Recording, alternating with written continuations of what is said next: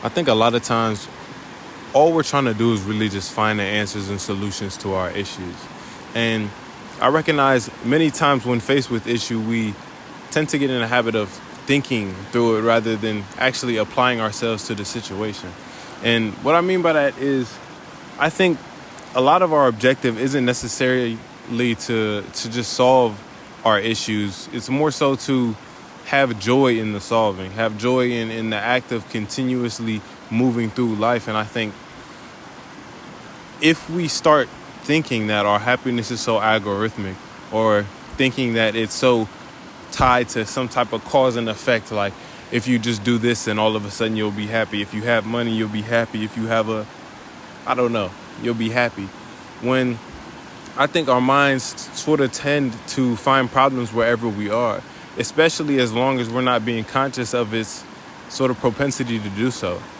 I recognize recently that, I've been a little bit happier than usual, and it hasn't been because of any external thing. It's more so my willingness to continuously choose the moment over and over again. And I think it's the act of recognizing that anything you have to solve has to be solved in the present. And if you're not present enough, sometimes we don't even recognize problems before they get to levels that we actually have to worry about. I think, giving ourselves the opportunity here is to really just give ourselves the chance to be present. I feel like it's almost an act of faith. I recognize a lot of us tend to think towards the future in such a, overthought way. We tend to invest more of who we are or more of our desires in the future than what we're capable of and able to do in the present. And I don't mean that to say that we shouldn't have grand goals for ourselves that span over years and years into our imagination, but to say that, it's not about referencing your future achievement. It's about achieving what you can right now to get towards that future achievement. I feel like a lot of times we just look at, our end goal with such a reference that we degrade everything that we're currently doing to the extent that we don't even think we're capable of it, And I think part of giving yourself that reality or giving yourself that chance is letting yourself go enough to actually be there. And what that means is not obligating yourself with overthought about who you are and this, that, and the other, especially when it comes to being present. I feel like the main way we get to learn about ourselves and all of that and get to see our conduct and get to see our capabilities and things we can do is by being present enough to see it.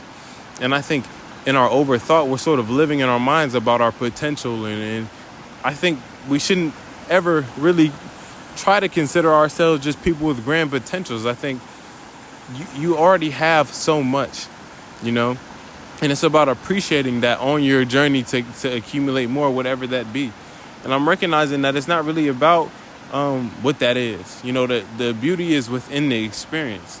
You have to find it. It's there at all times. And whenever I interact with other people, one thing I appreciate is being able to see how they can appreciate things I've never even thought of or don't even consider as being worth my appreciation to a degree. And it just makes me think, I'm limited in some ways of my perception of beauty and the magic that is being alive. So my obligation shouldn't necessarily to be telling everybody what's beautiful and what's not, but to, listen, truly listen to the ways in which you can listen and look at the world to see more beauty in your life and more beauty in the experience. And I think that's what I've been doing for myself recently that's actually benefited my overall, even projection and thoughts about the future. Like, I don't necessarily know what it exactly is to happen, but I recognize that I'm going to do what I can right now and treat myself with enough care, enough happiness, enough joy to actually keep taking the steps forward. I think in saying that, I'm saying that our preoccupation with the final step in our ladder, the final ring, we look at it with such a height to it when we really don't know how close or far that could really be for us.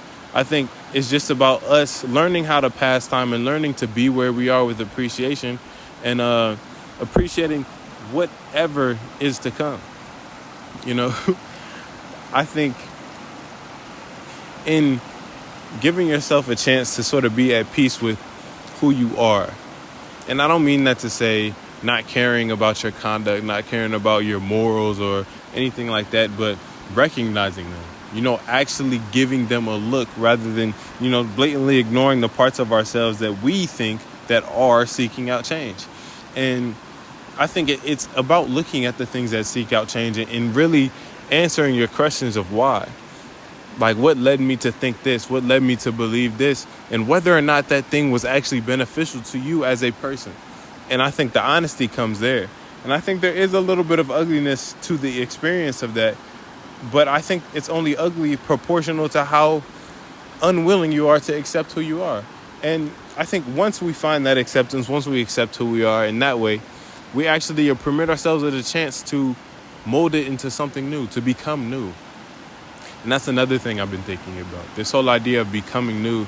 I think a lot of us want new experiences. We crave new experiences in a way, without recognizing that to have a new experience, you have to be new with the experience. It's about overall what you're allowing to be present, what you're giving to what you're experiencing. Like, in the same light that everyone can interpret different things to derive happiness from, you can experience that wherever you want. It's just about recognizing your opportunity to sort of be in the present and where you are, and to choose that certain something. And sometimes that choice isn't as beautiful as other choices, but I don't think our choices should always live in reference to each other when it comes to that. It's just like, what do you want to be grateful for in this moment? And don't compare it to anything else, because it is it. And I think once you do that, you no longer have to compare yourself to anything else in order to find gratitude, in order to find appreciation in who you are.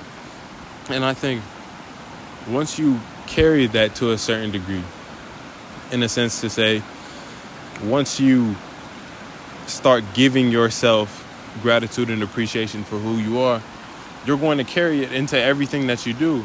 And one thing I'm realizing too is that, we're really only carrying ourselves. It's never really anything else unless we add it to us.